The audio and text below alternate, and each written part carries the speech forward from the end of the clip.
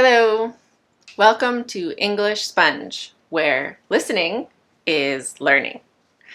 On our website, EnglishSponge.com, you can watch hundreds of English comprehensible input videos to help you with your language learning journey. Today, I'm here with Brian, and we are going to talk about our experiences in school. Thanks for watching. Hi, Brian. Hello, Justine. Welcome to the video today. I'm excited to learn about the differences that we experienced going to school. Me too. Can you start by telling us where you went to school? I went to school in New York City. What about you? I went to school in a rural area in Saskatchewan in Canada. So I think our experiences are going to be quite different. Definitely. I'm curious about how you got to school in New York City. How did you travel to school? I walked to school. The school I attended Okay. was only 3 blocks away, like a 5-minute walk. Wow. Did you walk to school? No. I lived far away from my school. I lived 23 kilometers away from my school, which is in miles for the USA folks out there. That's about 15 miles. So I took the school bus. There was a big yellow bus that drove around to all of the different farms to pick up the kids that lived on each farm. And then they would drive to town to take them to school. Wow, 15 miles. I think the school I attended is less than half a mile. Very close. Yes. Wow. It took me about 1 hour to get to school Oof. on the bus, and then 1 hour to get home after school was over for the day. So it was a long day. How did you spend the time on the bus on the way to school and back from school? I would usually sit in the same seat as my cousin. My cousin was my friend, and she lived on a farm very close to me. Very close is about 3 kilometers away, which is about a mile and almost 2 miles, I think. So we were the closest neighbors. My cousin was my closest neighbor, and so we would talk on the bus, or sometimes we would sleep. We would put our head on the window, and it was very uncomfortable, so we would sometimes put our backpacks, our bags, or our books in between our heads and the windows, and we would try to sleep. Let me ask you another question about the bus. In the United States, the cool kids, like me, would sit in the back of the bus if they were to take the bus. Would the cool kids in Canada, did they also sit in the back of the bus?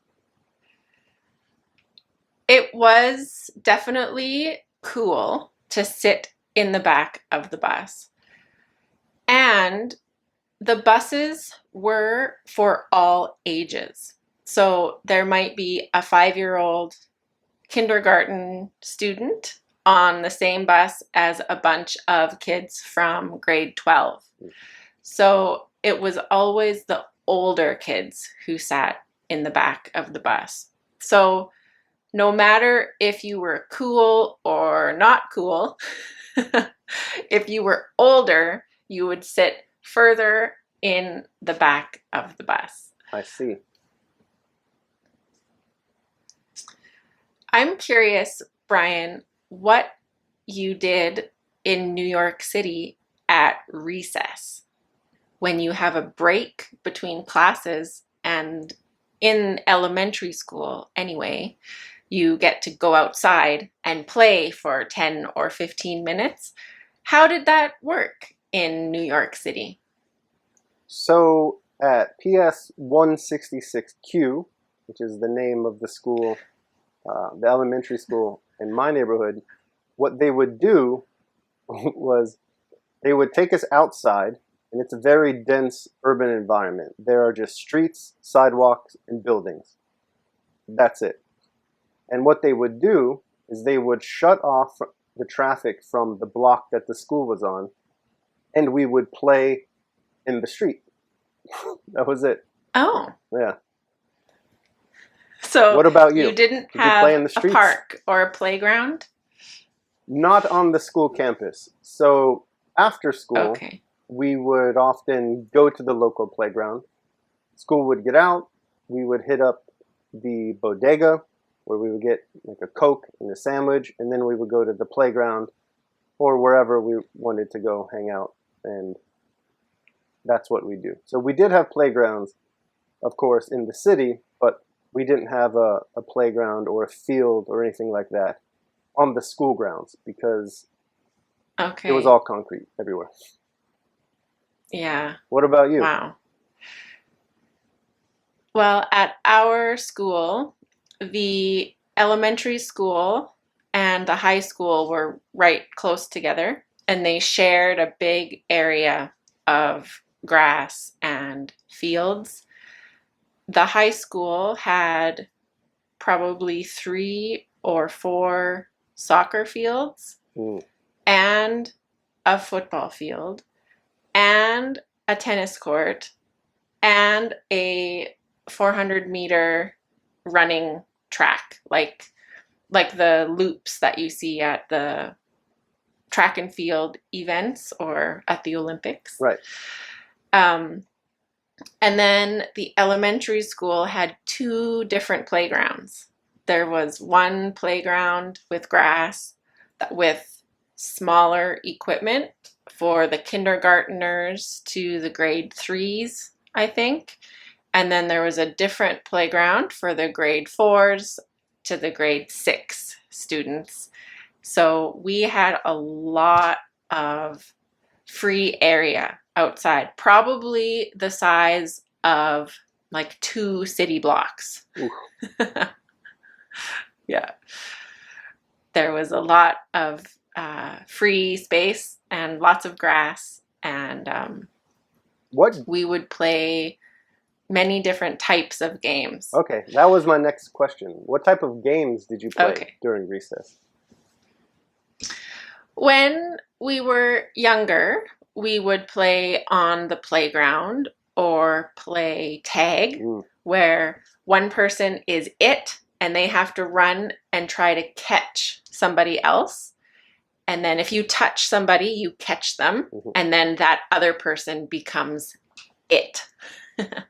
Did you ever play tag, Brian? All the time. Yes, we played tag. We also played a lot of dodgeball. Did you ever play dodgeball? Okay.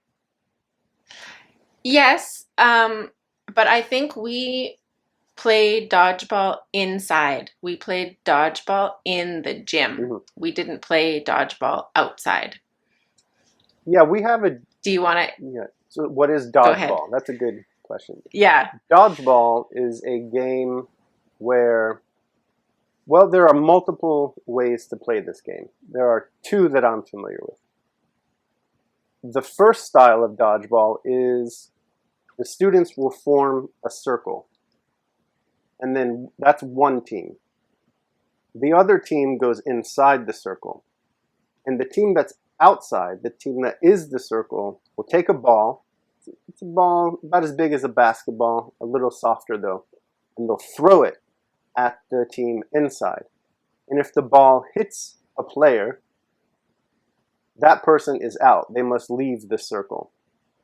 If, however, Okay. a player catches it, then the person who threw it can no longer participate in throwing the ball. They're out as well. And you just see who Okay. wins, who's the last man standing. There's another Right. way to play. That's the way that we played outside. When we went inside to the gym, there would be two parallel lines of students, two different teams. And Okay. they would take turns throwing the ball at each other with the same rules. If you got hit, you were out. If you caught the ball, then the person who threw it is out. And then it's just down to the last man. Okay. Nice. That's fun. When you were outside, did you play sports like basketball? Not during recess. We didn't have a basketball court, but Yeah. in the Okay. parks there are, yeah. Okay. Gotcha. Did you ever play a game called Red Rover? Maybe, but I don't recall. What is Red Okay. Rover? Red Rover is um, there's two different teams, and everybody on the team stands in a line, and everybody holds hands. So everybody in the line is holding hands with the person beside them. Mm-hmm. And then they look at the other team that's standing a little ways away, and they choose one person from that team. So I'm on this team and you're on the other team. Okay. And so I would say, Red Rover, we call Brian over. And so the whole line is shouting and we all want Brian. And so Brian is, we're all holding hands in a big line. And then Brian has to run as fast as he can over from the other team and try to break through our hands. And so if Brian breaks through and breaks our hands open, then Brian gets to take one of our team back to his team. So our line gets smaller and his line gets longer. But if Brian runs and we're strong enough to hold our hands tight and Brian doesn't break through, then Brian becomes part of our team. And so the goal is to have the longest line, the biggest team. It was a lot of fun. I did not play this game. I would have loved to play this Okay. game because I was always much, much bigger than everyone. I would have You would have dominated. been Yeah. you would have been treacherous. Yeah. It would have been scary to call Brian over. I would have been good at that game. Yes, you would have. I'm curious, Brian, how many kids were in your classes when you went to school? Or maybe, and another question, how many kids were in your school in total? Okay, so I'd have to estimate based on my memory. And I would say that in each individual class, there was anywhere between 20 and 30 children in Okay. elementary school. In terms of the school, there had to have been thousands because I know that in my district, in New York City, we divide the city into school districts. And in my district, there are roughly 34,000 elementary school students right now. I'm assuming that was probably the same number when I was a kid. And there are about 30 schools within my district. So if you just do the math, it seems probably about, 1,000 or so. Yeah. Wow. Okay. What about you? In my experience, in our classes, there's usually about 15 kids per class, and there's often two different classes in the same grade. So there would be two teachers for grade 3, and there'd be two different grade 3 classes. And in total, when I graduated, I had 30 other kids in my graduating class. There was 31 of us in total.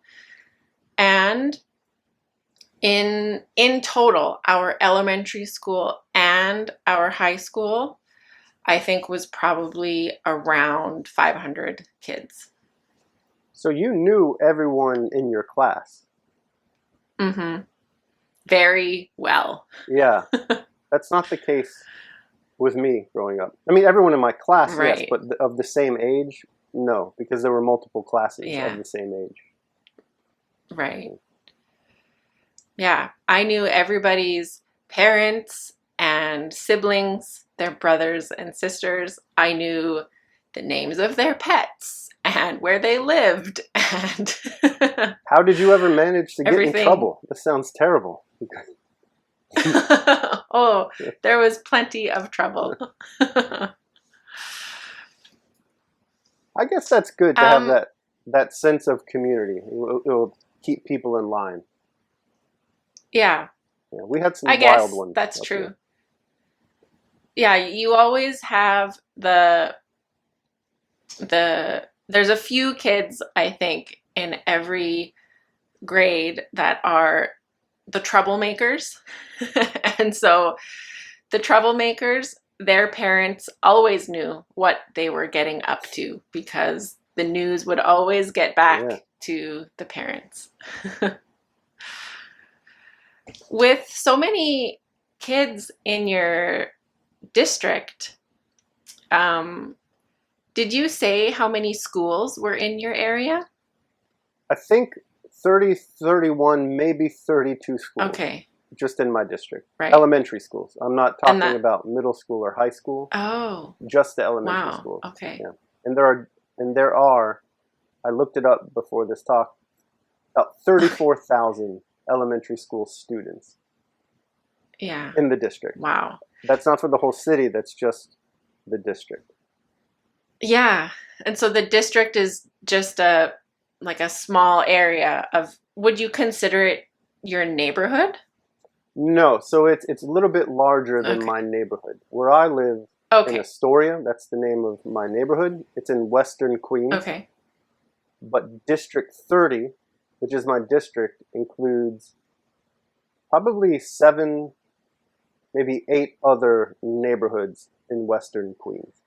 Oh, okay. So it's a large I see. geographical So the area. districts are quite large. Yes. Yeah. Yeah. Okay. Well, in terms of population, yes. But in terms of geography and space, everything in New York City is very compact. Yeah. So I could right. walk to those other neighborhoods and walk through them in under 45 minutes. So it's not that spread out. It's very dense. Right. Mhm. Okay. Yeah. That makes sense. Definitely was It's so not hard 15 for me miles. to imagine. No. And in my case, there was only the one school. There was one elementary school and one high school for all of the kids in that large area. Wow. And there was no other options. That's the school that you went to. Well, everything that we've talked about has been quite different, but I'm curious if there's some similarities in the subjects that we studied. Ooh. Can you talk about, maybe it's more applicable for high school?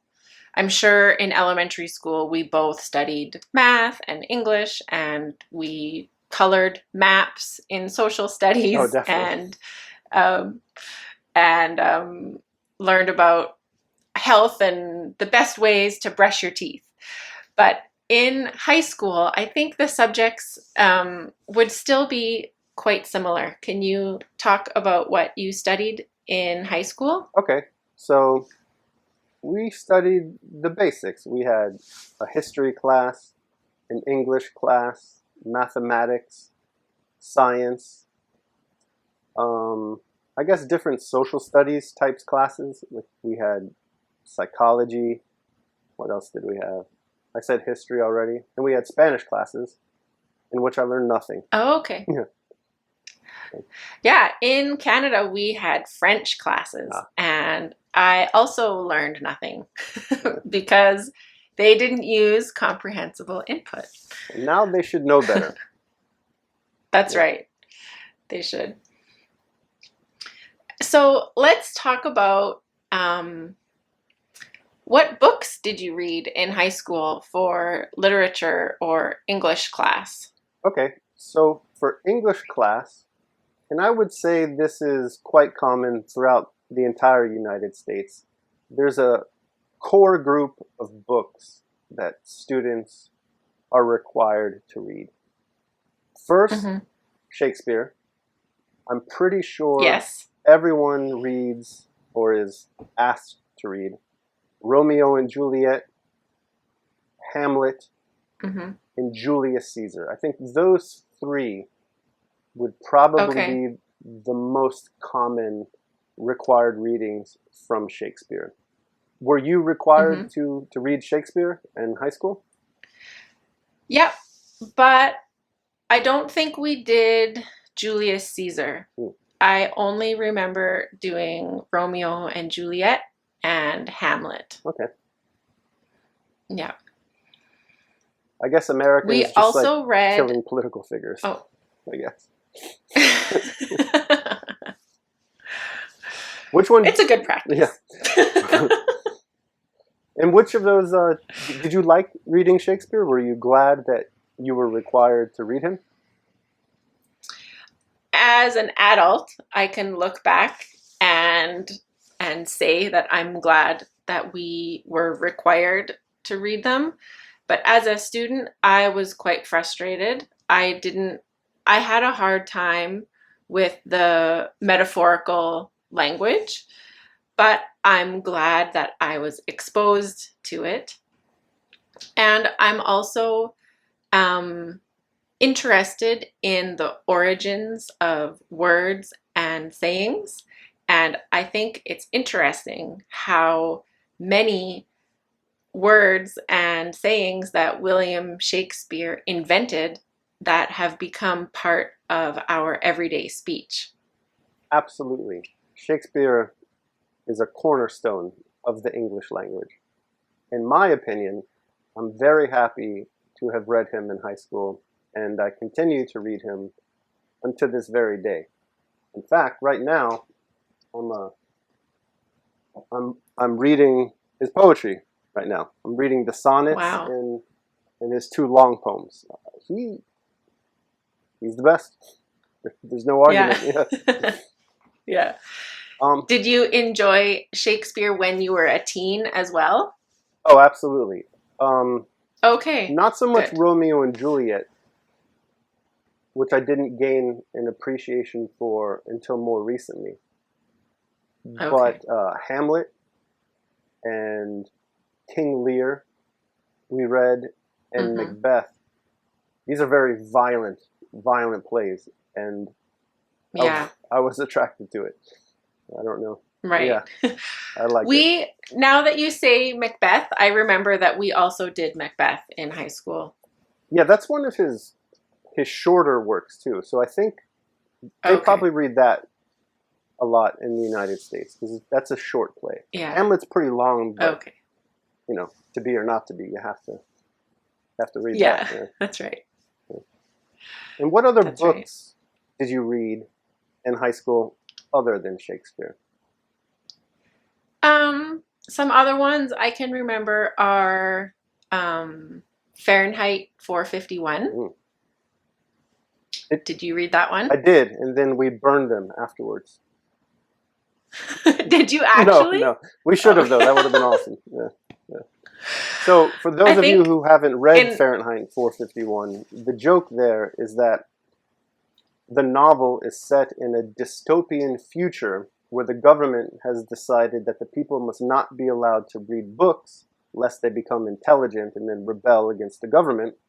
So they burn all the books. So that was the joke.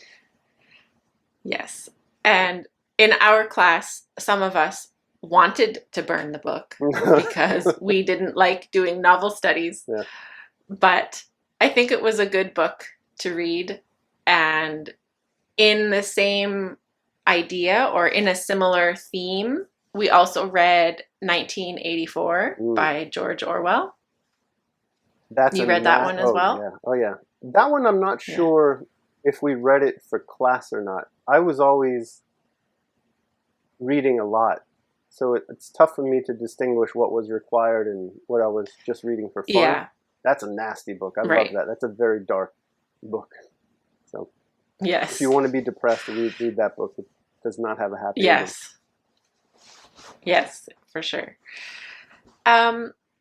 We also read a book called The Outsiders. Do you remember that one? Of course, S.E. Hinton, and it's a book about some greasers, right? Yeah. They call them the greasers and The Greasers. the Yeah. soaps, I think.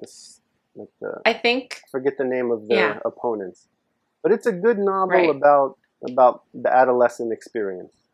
I liked it. I haven't read it since then though, so it's been quite a long time. Okay, I have a copy because I homeschool my kids, and so I wanted to make sure that they read this book as well. Oh, nice. So I have a copy, but maybe I should do a reread of it as well. Definitely. I remember liking it. I just hadn't returned to it. Yeah. Okay, so we did have some similarities after all, at least in the subjects and the books that we read in high school. Is there anything else that you wanted to talk about of your school experience, Brian? No, I think that about covers it, and I'm very happy to have had this opportunity to learn about your experience growing up and going to school in a rural area, because that was not my experience. Yeah, and we are going to have some more videos on our city versus country experiences in many different areas of life. So if you're watching, stay tuned for more videos from Brian and I on our website, EnglishSponge.com. We are going to have a series of conversations where we compare and contrast the experiences that we had growing up in very different locations. Thank you for watching our videos, and we'll see you next time. Bye, Brian. Bye-bye, Justine.